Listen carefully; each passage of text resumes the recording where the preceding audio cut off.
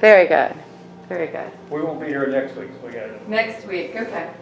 Next weekend or the whole week? the whole week. We're going to Merle's Inlet. You're going where? Merle's Inlet. Cool. Traveling, having fun. That's So what we'll we're. be here Thursday, Friday, Saturday, Sunday, Monday, Tuesday, going Thursday, Friday, or Saturday. 2 weeks. Wow. 2 weeks. Oh, that's 2 weeks of class. Well, that sounds like fun.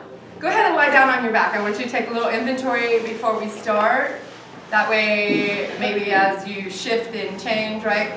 The yoga practice is really designed as we move through the physical, through the emotional, and even the mental, that we are striving to live with a higher conscious level, right? Consciousness expanded consciousness, right? It is said that we use about 5% of our conscious ability, and that there's about 95% latent potential, right? There's a lot of things our bodies are taking in, soaking up, and also processes that are happening that we don't think about. So as you lie down here, we can use a bit of our conscious ability, but there's even more going on behind that, right? I'd like for you to, and this is nothing new to all of you because we've done this before, but take a moment to travel from the tailbone up through the spine to where the spinal cord moves into the brainstem and then into the brain. So can you actually feel exactly where you're connected through the central nervous system? And just taking a moment to sense that, right? And then also, how does it feel on the right and the left side of your spine?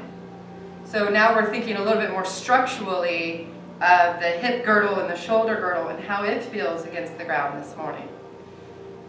Sometimes even our habits of the way we sleep can put extra pressure and weight in parts of our skeleton that creates deviation in the normal natural posture. So you do want to look at your habits. But today happens to be a class that we work with balls and rollers, and we're going to learn self-massage. So as we practice self-massage, we might be able to loosen up. If you sense that there's something a little tighter on the right side of your lumbar or something around your right side of your pelvic hip girdle that feels just a little bit nagging, or from that point very loud and chronically tight. Right, so these might be places that you're taking inventory that you want to work on through this class. Good. And then also to notice the length of your legs. So maybe you can really sense on each side of your hip girdle where the femur bone is and how it extends out from there to the foot. And the direction of, and I'm thinking one leg at a time, so whatever leg your mind went to, notice the direction of the toes as it extends out from the hip. Right, and how do you put the weight in that leg, whether it's rotated a lot outwardly or inwardly? Where does the heel touch? How long does that leg feel? How wide? How voluminous? How heavy? And then take your attention to compare the other leg to that leg. Maybe in the same kind of way as the length from the hip joint all the way out to the toes. And where does a lot of the pressure lie in that leg? The weight, how are you weighted into that leg? What is the direction of that leg? Is it internally or externally rotated more? And how heavy and how voluminous, how wide, how thick is that leg? Directly compared to the first leg that you noticed. And this is really just a kind of a signifying to the body and the nervous system that we're safe, that we're against the ground. Horizontal on the ground is very calming to the nervous system. It's also a place to let go. You know, we can completely let go of whatever musculature needs to be active to hold us upright. The only real big process of musculature that is going on is the breathing mechanism.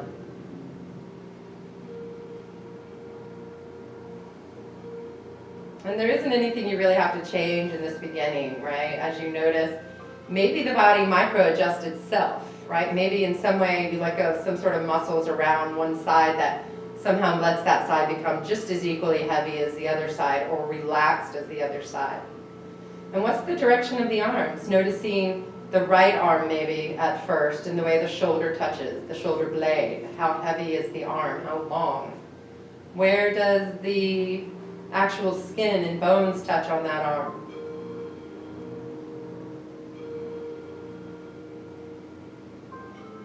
What's the volume? What's the thickness?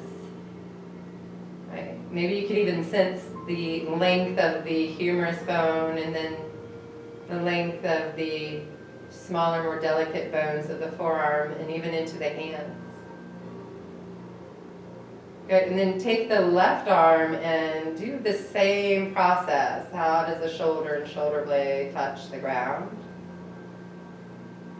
What's the direction of the arm? Where does the skin touch? And how do the bones situate in that arm? The back of the hand. Right, so one hand may be very different in the way it's touching the ground. And as you notice this, I'm noticing that I can let go a little bit more and somehow equanimity happens. There's more equalness to the two sides of my body.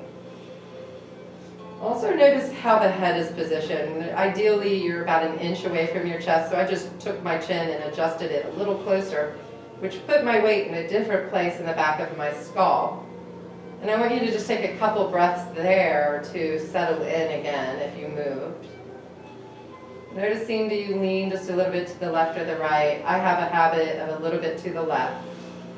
Whether that's connective tissue or shortened muscle there, you know, this is up for debate, but nevertheless, I lean a little bit to the left. And as I exhale the next time, I can really sense that if I let go just a little bit more, I might find the middle. And it's not me moving, it's me just relaxing into it.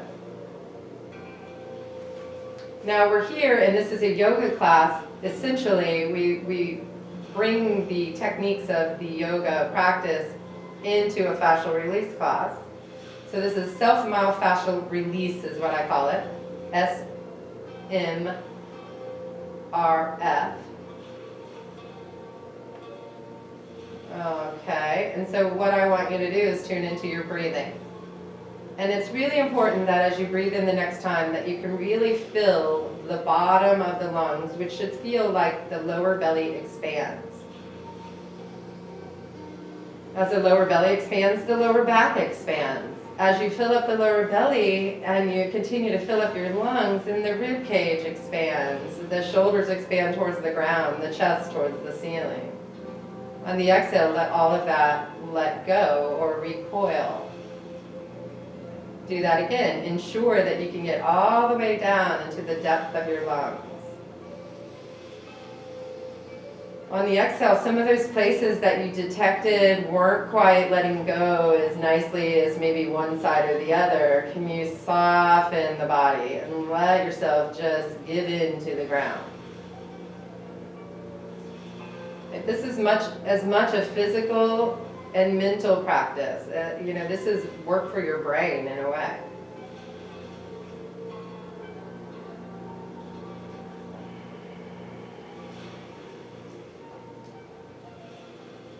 And so the depth that you can find in relaxation is what you can use through this class.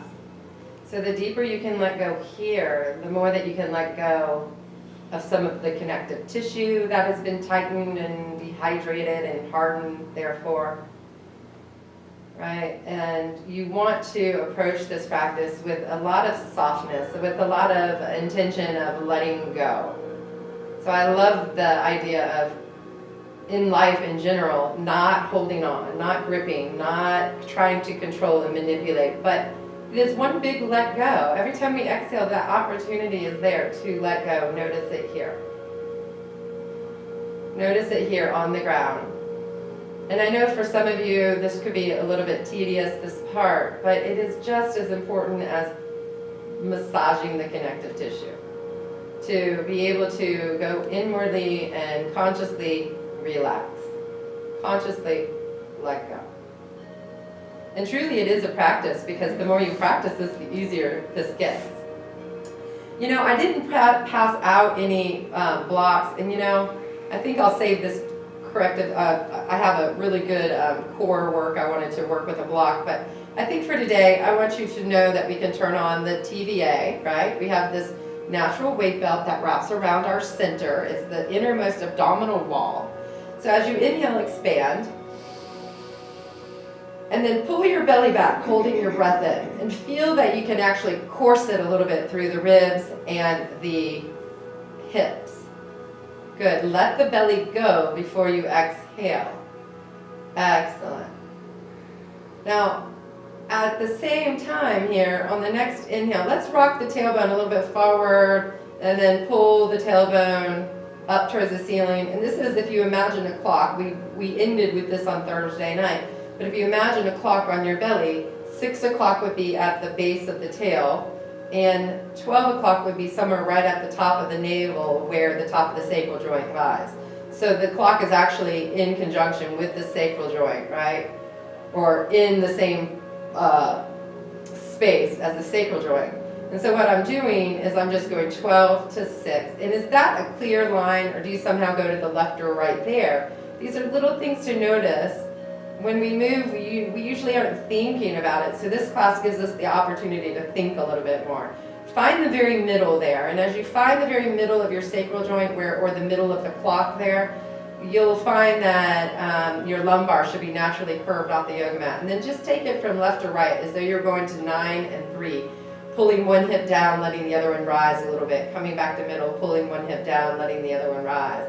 And just do that a couple times. Good. And then finding the very center, pull yourself back up to 12 o'clock and make a full clockwise circle, trying to touch each number of the clock.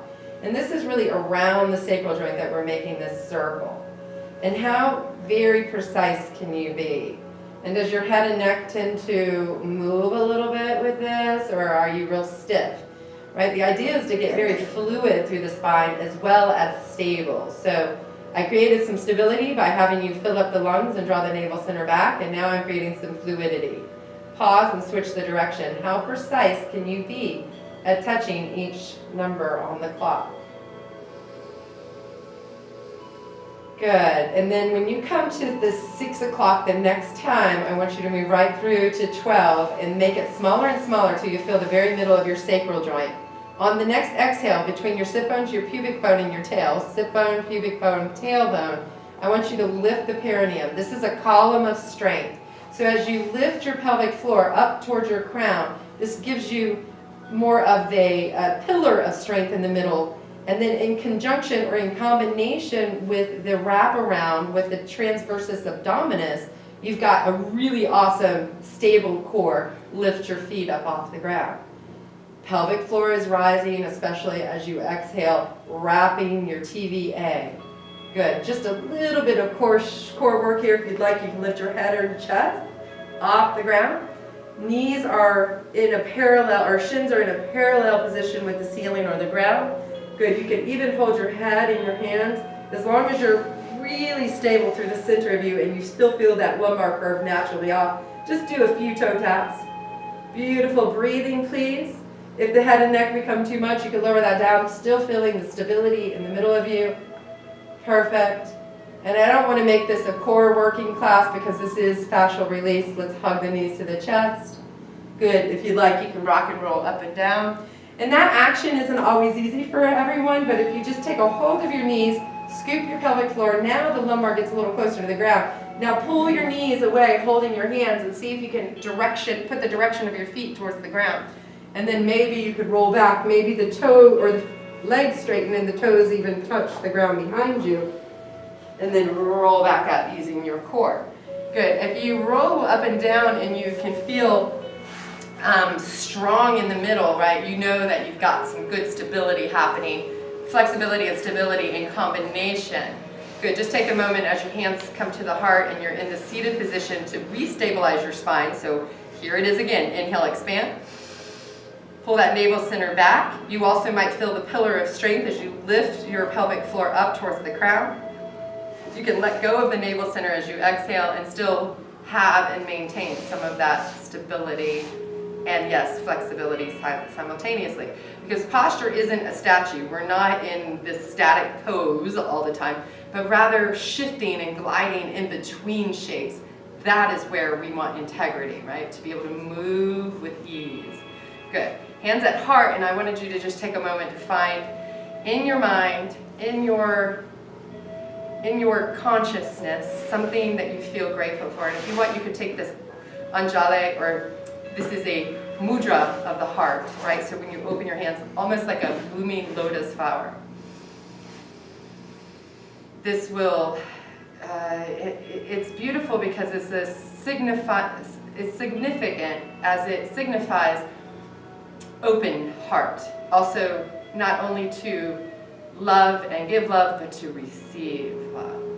And maybe even from your own conscious efforts, we can intend to unconditionally love ourselves. When we can do that, we can do that for others. When we can do that to ourselves, we can actually give that to others. Beautiful. And then from there, we're going to start with our feet today. I'm going to stand. There's not a lot of chairs in here, but there's plenty of chairs out here, out there if you needed to use a chair. I don't want you to stand and be in pain, and that's why I say that.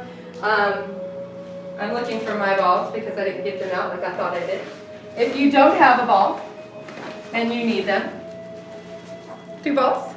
There we go. Anybody else that I didn't get before? Do you need an extra one, Mars? And you have a golf ball? Anybody else need a golf ball or tennis ball too? A tennis ball. Do you need another one? You have a golf ball? And if you don't have a golf ball and you want to just keep one, I keep having friends donate these to me, so I really don't mind if you keep one for your own personal collection. Did I give you a golf ball too? Yeah. Did I give you one? Yep. Good. And If you have a title. there we go. And there's lots of different balls that you could use. There's actually, this is really a trend that's happening in the physical fitness world, and there's all kinds of densities and sizes. So if what I share with you isn't working for you, you might look it up and find some other tools, okay? I'm going to start with golf ball because the golf ball is very dense and hard, and it's a progression. So if that doesn't work for you, a tennis ball or some other myofascial release ball. And different sizes are good because of the different joints in the foot. We want everything to be able to move and glide. And so what we're doing when we're connective tissue release is we're creating, let me get my words correct. We're creating a pliability to this connective tissue. If there's something that's stagnant and not moving and giving you the ability to glide in your joints, right? This can happen over time after injury, in certain ways that you may hold your body subconsciously as well as consciously, because maybe you hurt yourself and you had to put all your weight in one leg and blah, blah, blah, but the connective tissue will support what you do over and over again. So anything repetitive, this is almost like, to me, a health, a commitment to, we floss our teeth every day to get rid of the plaque in between them, right? This is almost like getting rid of the plaque in between the little nooks and crannies of the bones and the way the muscles move. So when you're doing this and you break up the connective tissue, then the body can flush out what's no longer necessary, and as you offer new movement patterns to your body, the connective tissue will then support new movement patterns. So the idea is what we're doing is we're chewing it up, spitting it out, letting some new come in, and as we do that, then we start to become more springy, and again, the goal is to glide and to feel comfortable in our bodies. That is why I teach, mainly because I've suffered from chronic pain in different areas of my body, and here I am. I didn't give you one of these, did I? If you need that one, okay? So, I'm starting with my foot. The ball of the foot has lots of good padding. I go in between the metatarsals, but what I'm doing is I'm searching for trigger points, anything that doesn't feel so good. Anything that feels tight or even little nodules or bumps or collected tissue. This is probably the fascia, the sheathing, that has become tightened that we need to clean out, okay? So when you do find one of those little trigger points, you might do something, especially around the ball of the foot, wiggle the toes, right? I might even bend my knee back and forth or move my hips. My spine affects the connective tissue, right? When we walk, right, everything is connected. It's this huge webbing of connectivity through our body. It's almost like the glue that holds everything together. And you guys have gotten into a bottle of glue that got dehydrated, right? Doesn't really work very well anymore, does it? Either we need to add some water and shake it up, or throw that out and start with new, right? Good, and then I go along the longitudinal arch, the outer edge of the foot. Believe it or not, this isn't supposed to be collapsed onto the ground. There's actually this, in our feet, like I like to combine yoga with this science of connective tissue release. So in our feet we have what is a bandha, a pada bandha. We don't just drop all of our weight into our foot. We actually have the ability to lift up through our feet and bring the energy up through our bodies. Right, so this would also really give you a good connection to the pada, the base, right? Pada bandha. It gets a little bit more sensitive as you get into the medial arch, and the transverse arch moves across the body, just like this is transverse. We have the transverse arch in the foot, right? From one side to the other. And then the more sensitive area. On my website, and I'm sure you could just Google it, there's lots of awesome maps showing how the foot connects to the entire body, every organ. Right? And I am not a fan of just doing the bottom of my feet. As you'll see, I like to get the top of my foot around my ankle. And to me, there's tons of connectivity through the actual lower leg here. So we're going to get that area really good with the balls and the rollers. And you can see I have two different sizes of rollers. And by the way, you've got, Carrie, you've got the hardest roller there is. That one, so if you decide it's too hard when we start to roll, you can get a softer one out of that bag, okay? I call that one the bruiser. Because every now and then I'll get like a square little bruise from some of those little nooks and crannies, right, on that particular roller. Okay, now, this is also interesting. The good Lord always gives me a little extra aches and pains so I can relate to everybody. Or maybe it's just my empathetic response, but I've always said, oh, I never feel anything in my heel. Well, all of a sudden, my right heel has some tightness. So I've been a little obsessed with getting to it. It's a little bit on the edge of the heel, but as much pressure as you can stand. And then here's where that relaxation response comes in. And this is the only way we can really stimulate the vagus nerve and the parasympathetic response of the nervous system, which is the relaxation response, is through our nose breathing. So you want to nose breathe, and you want to, just like when we were on the ground, what can I let go of? What is unnecessary? What can I be more efficient at in my body? These questions, really your brain starts to fire off and starts to go to town subconsciously as to how you might be more efficient. Isn't that cool? I love the way the body works. I love the way our brains work. I find it to be one of those final frontiers that we get to explore. Good. So enough time on this foot, because as you know, this class goes pretty damn quick, and we want to be able to at least get through some of the main junctures that we want to work on today. Good, so standing on both feet equally, I want you to sense the difference between the right and the left. Also, when you get to this place where you're just standing, you go right to samasthihi, right? There's energy forward, there's energy back, there's energy up, there's energy down, there's the right and the left. Where is the very center of my, especially the core, right? Interestingly, there's 70% weight from the legs up and only 30% of our weight from the legs down. So that's an interesting combination. So we have to have a lot of stability upright. We're not just pushing all our weight into our feet. So find that you might sense a little bit of lightness, and I'll have you just for a moment think about the toes and the ability to grip up. Now, what I find is that I feel the legs, the thighs pull up. I feel the pelvic floor lift as I use just the pada. And I want you to notice if there's a good difference between the right and the left and the ability to use the sensing ability or the activity of lifting up through your feet. Good, and then let that go. Shake it out if you overwork some muscles there. We want to get looser, not tighter. And then we'll go to the other foot. So taking maybe a gazing point, as though this was a balancing pose for you, and that you're still working on standing in one of the most comfortable ways that you can find. Right? I also find that my habit is to put my weight back into my body and drop my rib cage back and then let my belly move forward and my rib cage splay. And that is really where my integrity lies. So finding that little zip up, the column of strength through your pelvic floor, right? The balance, especially on that leg that you're putting most of the weight on, between the front and the back, the right and the left, the up and the down. Good.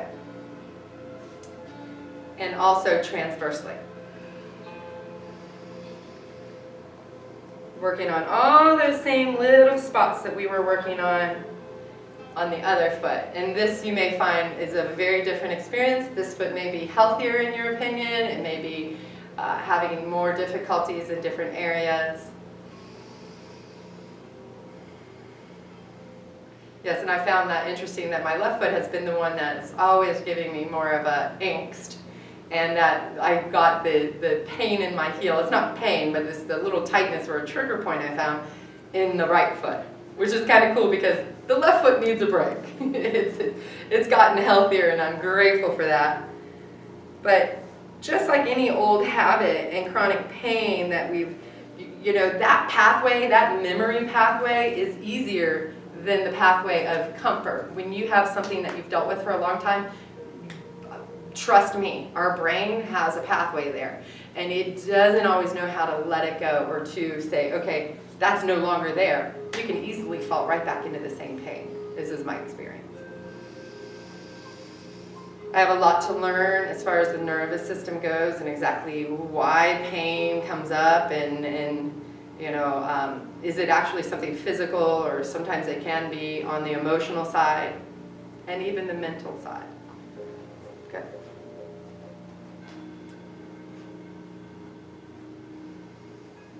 As always, you can move the ball or your body as needed. And if it's difficult to stand up and do this, find a chair. You can do this at your desk. You can do this while you're watching TV. Brushing your teeth. I'm a multitasker, can you tell? If I wasn't, I wouldn't get half the things done I needed to. So I'm watching and I see when you find that trigger point, don't tighten up. Loosen up. Let it go. Envision that tightness dissipating. Very good. Yeah. And remember, wiggling the toes, moving the hips, the spine might be perfect way to loosen up some of that connective tissue when you find those trigger points.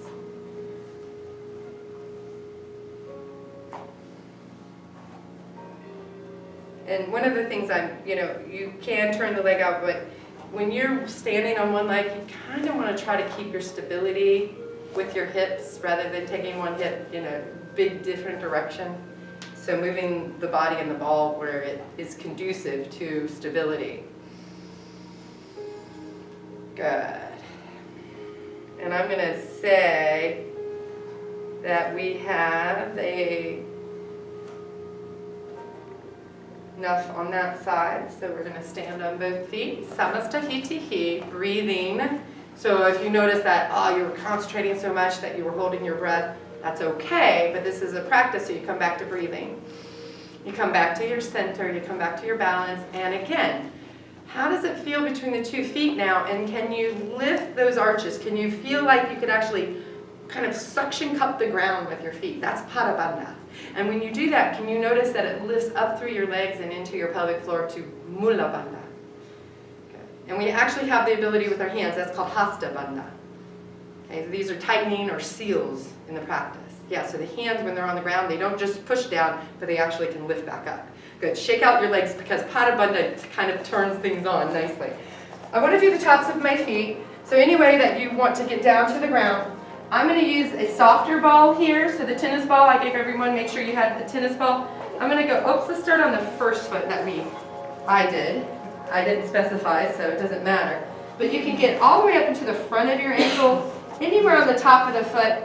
So here's a perfect place where we're bearing our weight. You're not going to just spill all your weight down, but you're actually going to grip the ground a little bit with your fingertips and lift the arches of your hands upward towards the shoulders.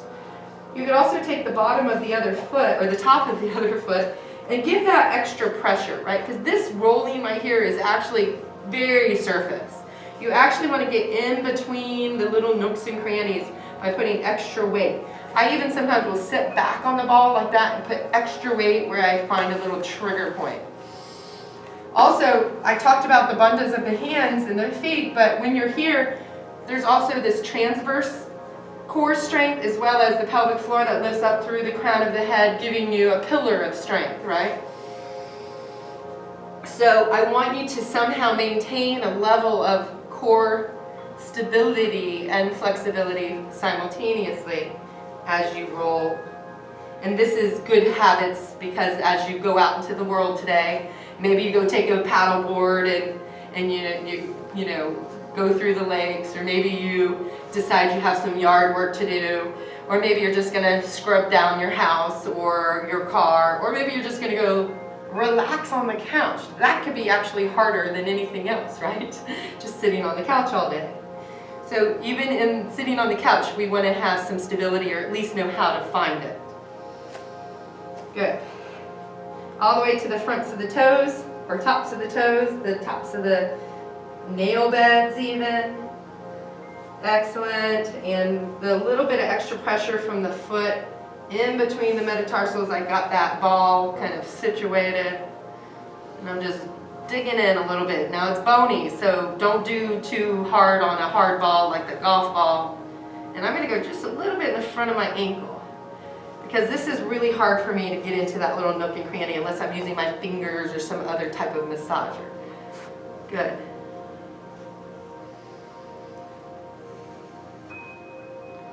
Perfect. And then take a moment, if you want, you can sit back in hero's pose or even bring yourself down into child's pose. Breathing and sensing the big differences that you feel. It's very energizing, and also it feels a bit to me as though I'm more integrated in that foot. I can feel the foot more clearly. And now I'm going to go to the other side. So just giving ourselves about a minute and a half on this side as well.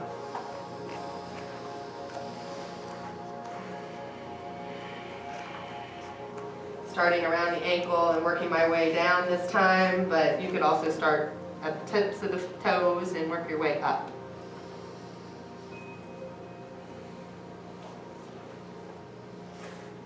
Putting that extra weight whenever you need it.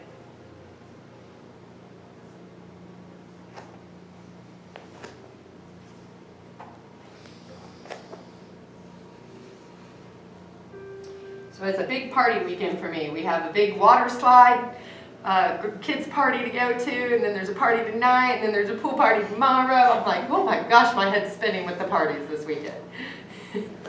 And we all need to rest.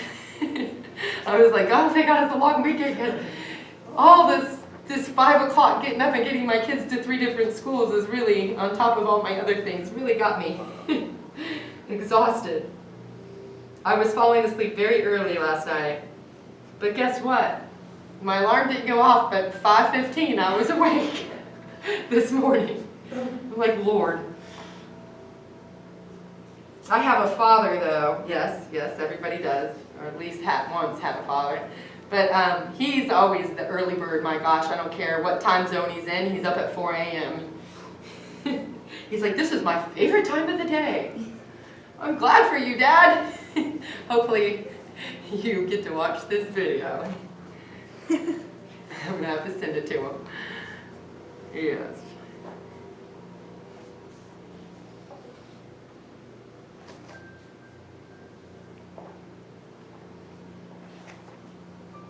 Good. Okay, I said a minute and a half, and I think we expired that.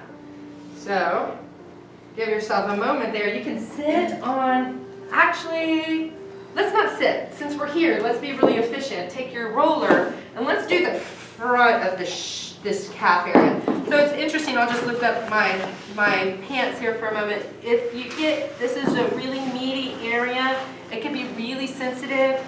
You could use a ball there, but I don't want it to be a hard ball. I've bruised that really hot, that area, and it lasted like, gosh, it was a month one time. So I want you to be really careful as how much pressure, but, and you'll see why I probably am, I had a bruise, but what I want to do is I want to just kind of lean into that side. Now you can go all the way down to the ankle area depending on how much pressure you can take. But this is a big surface area, and remember, we're looking towards getting into more nooks and crannies, or putting a lot of pressure each in. You can almost think that it as like 1 square inch at a time, right? Because the connective tissue is so vast that we want to really dig into it. So I get a lot of benefit out of putting an extra leg and weight on top. Now once I get to the trigger point, I'm going to actually move my ankle, rotate it, or point and flex it. And this is the side I drive with. And let me tell you, driving in and of itself is very, very repetitive. Think about what your foot and your leg and your hip are doing over and over again as you drive.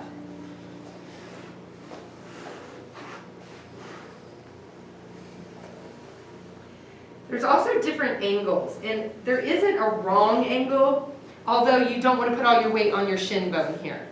But if you feel like there was a different way to turn, that you could get into something, please feel free. Also, I always go back to moving my spine, my tailbone a little bit, my pelvic hip girdle. I'm also trying to stay stable in the core, so I'm not putting all the weight in the upper body here. But you do what's right for you. If something causes pain, I would suggest, unless it's the trigger point pain, like it's kind of a bittersweetness here.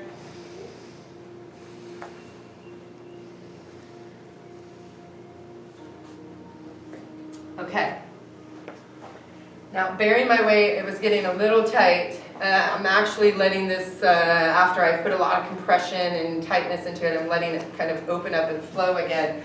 Simultaneously, I'm just going to take my hand, especially the one that was feeling a little extra work. I'm going to work on the right side since I'm working on the right leg, and I'm just going to massage around the fascia of my hand. Usually this joint right here is one of the first places people will experience arthritis. You want to loosen up that connective tissue so we can start to use more musculature here to support our body rather than spilling all the way into the joint, right? And if you use your hands repetitively, these hands are amazing what we can do, but we need to also work on the health of the maintenance plan, right? This is part of the maintenance plan. If you need extra pressure, you could actually, as I'm doing the back of the hand, take the other hand and guide. So I'm guiding a little bit more here. And I'm also putting the extra weight there to get into the nooks and crannies. Also the fingers, so you could do stuff like, grab and depending on the ball you have, just start to squeeze it a little bit. That'll start to actually add some strength, and then you can let that go.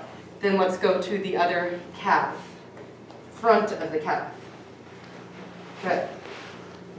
So there's a lot of little bungee-like cord muscles that have a lot of connective tissue wrapped around, and independently, each fascial line that, everything's connected, it's not disconnected, but there are some distinct lines that are gathered together and create what is known as a fascial train or a fascial line. Every line on the body, and there's, I don't like to say this because I'm on camera, but I believe there's 12. There's a side line, there's a superficial front and back line, there's the deeper lines. What you want to do is, if there is something that you have that have chronic pain, I usually bring this little notebook because I actually have visuals that you could look at. You might start to follow a fascial train if you needed to. I've noticed that as I've loosened up certain things, I've even relaxed muscles that are going on in my face, right?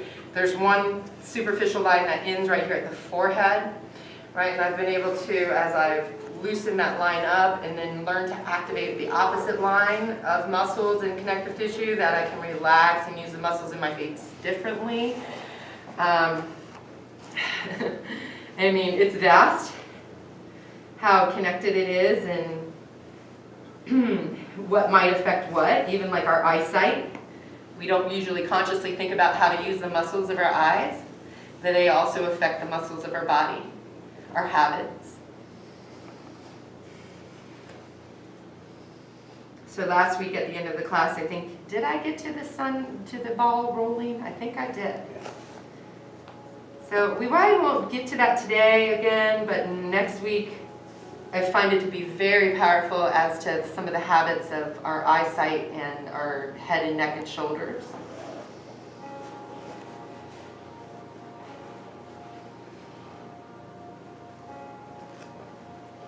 Remember that you're moving your limb or turning the ankle or pointing and flexing.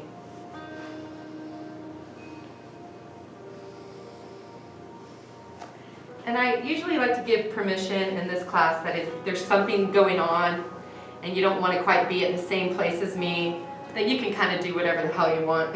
If you kind of stay in a place and I'm moving on and you're like, oh no, I got this knot, I've got to work out, that's fine. I'm just trying to go through because every one of us has this little something different that we need to work on. And so as I move on, it's usually because I want to offer everybody something. Good.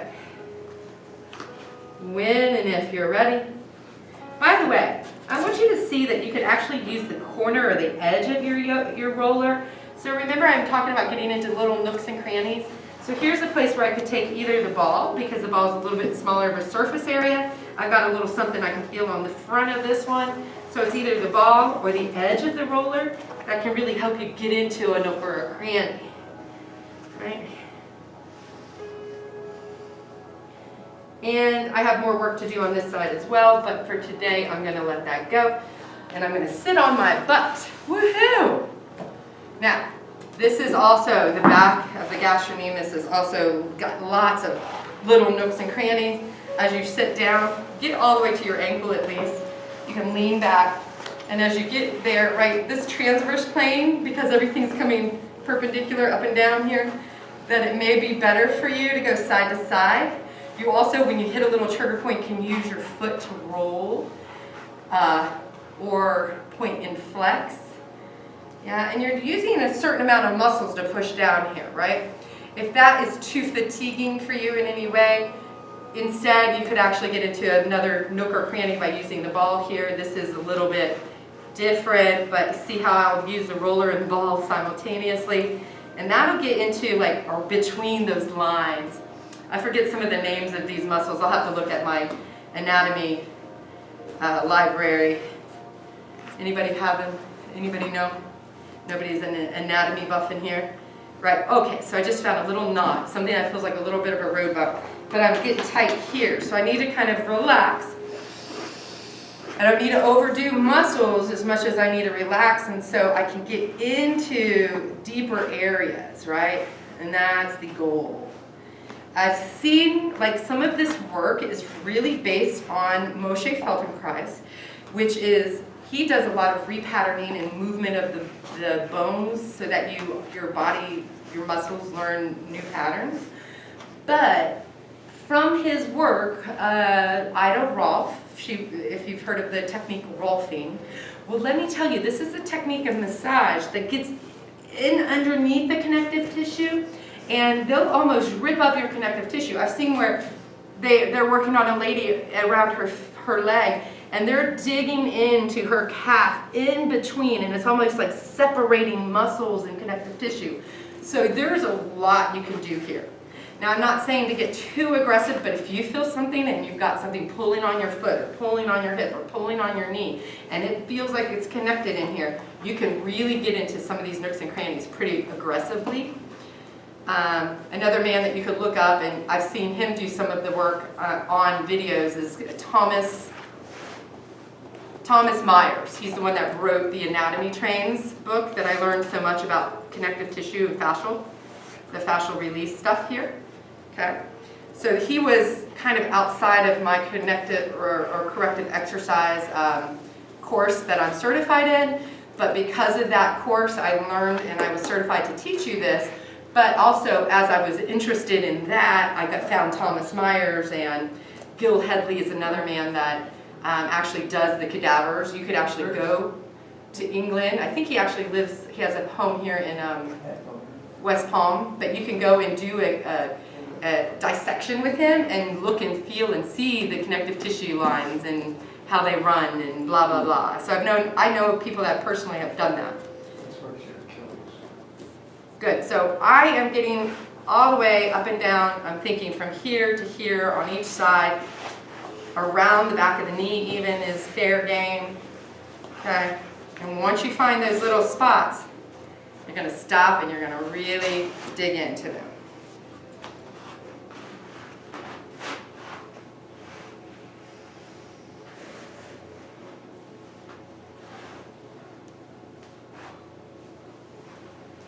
How fun, right?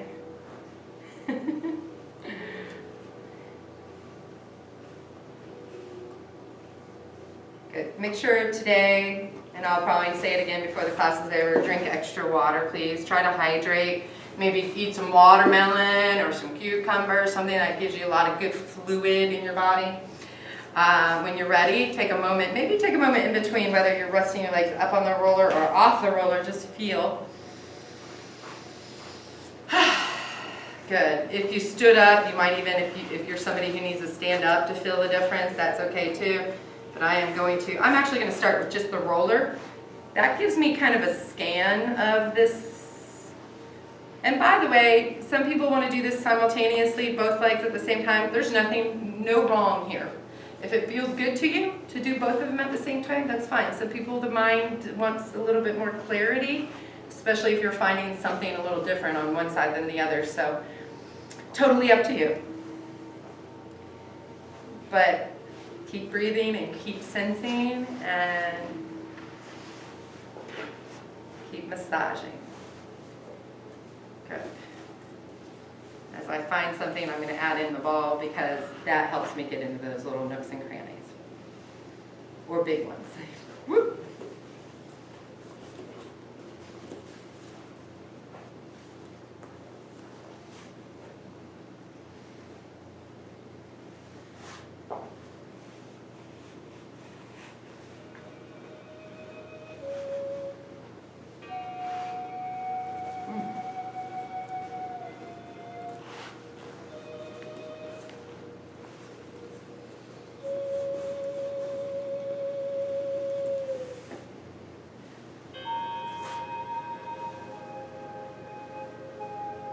As always, you can move the equipment or move your body. Kind of obvious, but sometimes I feel like I should say the obvious. Because we all don't think alike.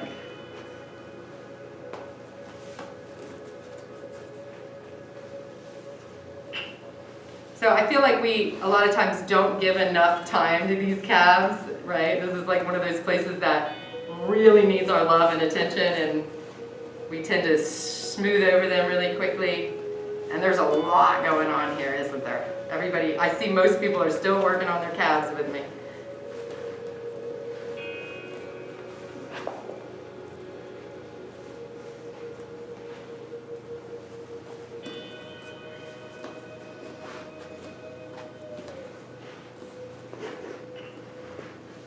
So this can be a little complicated, but if you don't need the roller, how would it be just to be on the ground, you know? That might be even easier for you. But then I find that the roller helps me go longitudinally as well as transversely. Good. And I'll say, I think that we're complete on this side. You can just take a moment to feel in between. So we've gotten the whole lower part of the body, or legs, excuse me. Now if your knees get sensitive, it's okay to massage the knee cap around all the little nooks and crannies of the knee. You can use the roller as well, but if it feels really sensitive and you're like, I don't know what's wrong with my knee, but something hurts right there, well, my suggestion is to massage it. That's my experience that it works. From here, I want to do, since we're on our butt, let's just go straight to the hamstrings. I'm thinking more efficiently than rather flipping around for whatever reason. So same thing, most of this is from up and down, from the hip to the knee. Some of it, you know, goes in angles here, but what I want you to do is think more transversely on this hamstring. So again, you could go behind your knee as well, but as you get a little bit above your knee, And if you're going to bear your weight, you've got to go back to feeling that stability in your center, and then you can go ahead and you could do both legs at the same time. Remember, it's an option, but I really usually have a lot going on in these hamstrings, and I want to feel individually the legs. So I'm going to really root down, put some weight into this. If you need more, you can always cross a leg over, and that will give you more weight in your massage, right? Good. And I am wiggling from side to side because, again, if I go a little bit more transversely as I'm massaging, I seem to get a whole lot more out of this. And as you find one of those knots, moving your ankle, maybe even your pelvis, to get into, changing the connections.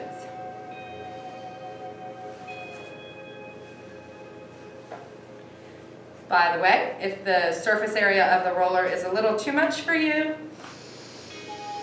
and you have a ball that's a decent size that you can actually set on and dig into it, that's fine to me. These are a little too small to actually get up into the nooks and crannies I need, but here might be another option too. If I have something really tight right there, and I just need to really dig in, because again, digging in sometimes is more important than the massaging the surface, right? I've got to get down into the nooks and crannies. So I sometimes, because I use this leg a lot to drive, will get something attached to that sit bone with my hamstring that gets tight. So either sitting on the ball as I'm driving helps me. I do that. Only when I need it, when it's not loud, I don't think about it and I don't use it, right? But when I'm driving and it's tight, I do use it. So you might incorporate the balls even while you drive, but try not to be too distracted. Don't text, use the balls and drive, okay? No texting and driving, period. Good. I'm going to call that one a take. Take a moment in between the sides, maybe extending your legs, even lying down quickly, if you can do that comfortably, taking a really quick inventory of the two sides and the way the leg feels. Wow. And then I'm going straight to the other side. And if you're doing both at the same time, then you don't even have to take a break. Because most likely, there's not going to be a big difference. Or if there is a difference, it's one that was already there. Good. So this one to me isn't as rich in the need for massage. It doesn't have as many little bumps, if you will. If you have a lot on this side and you need to spend more time, great. Now my suggestion is, even if there isn't an issue on one side, that you still do this as a maintenance plan. Beautiful. One of the things I love about this class, even though if you're doing something that isn't exactly on the same page as me, is that this is just a safe place. A place that we can come and actually devote our time to. When we're in our homes, in our offices, we get distracted, and then you may not give yourself as much self-care as you need. And this is really on the self-care plane, right? That we're taking the time. We could spend our whole life with loud sensations and chronic pain and just think that's the way it's supposed to be. Well, no, it's not. You have an amazing body that's searching for homeostasis. It wants to heal. It wants to have equanimity. It wants to have a beautiful ease about it, right? And so do what the work is that you need to find that, because it's very rewarding. As we are on our butts, instead of going to the quads, I am going to sit on the roller, and we're going to go around the glutes. So, and then from there we'll go right down the sides of the legs, and then we'll go to the inner thighs, and then we'll do the quads, okay? So as I'm on the butt, I'm actually a little bit more on my sacral joint in between the two sides of the hip girdle, a little bit more on the tailbone, and I'm massaging a little bit above my sit bones, these ischial tuberosities. Right, so that's where the hamstring connected. Now I'm on the top part of that. Now you can lean to one side, right? And then you can also lean to the other. My glutes are sore on both sides today. I've been doing some work on them. And so what is just plain muscle soreness, or what is, is there any of these little road bumps, those trigger points, those dehydrated and collected areas that have over tightened, or over collected connective tissue. And how can I get them loose? So here's something that you might do, is take an ankle over a thigh, and that'll change the way the hip is feeling, the way you're stretching through that hip. Good. And I'm going to go on both sides here for a little bit before I go down the IT or down the side of the hip. But as you're here, as you need to move your ankle, your knee, even your torso to get into a nook or cranny, please feel free. You might even get off the roller and put your butt on a block or on a ball. So if let's say, let me go to the other side. I know I have a little spot I found the other day. Maybe it's gone now, hopefully.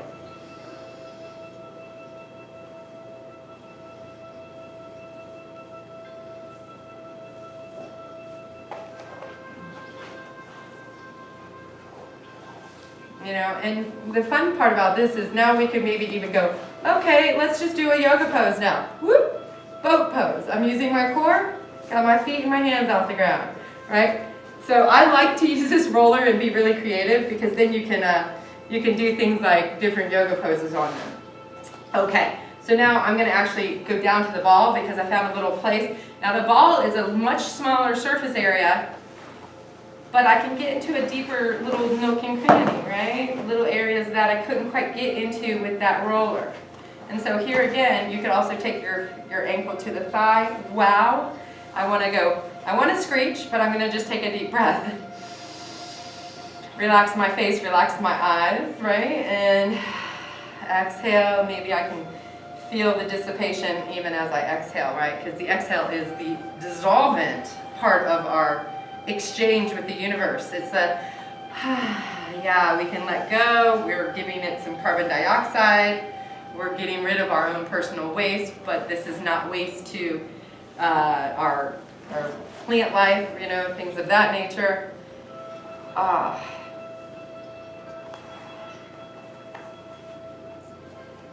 So I've also noticed around the glute complex, if I wanted to, I could do things like, let me do the IT band, and as I get to the IT band, so the IT, you could go directly on the side of your body, and you notice how I extend my leg out. I'm forearm planking here, and now I can get around the hip a little bit more, like the hip joint, the hip point, right? And I can lean a little bit left or forward and back, right? But I also and go, whoa, it's tight. Oh my goodness, oh my goodness, oh my goodness. So you could put more weight by doing both legs. I don't need more weight today because I've got enough sensation here. Right? So I have got this leg, my forearm, so I'm taking a lot of my weight in my upper body, my torso is strong. And now, as much as I can, I'll go all the way down this leg, maybe even bending the knee, right, back and forth, because that'll change what's happening through the musculature. You can move the roller or your body, whichever one's easier.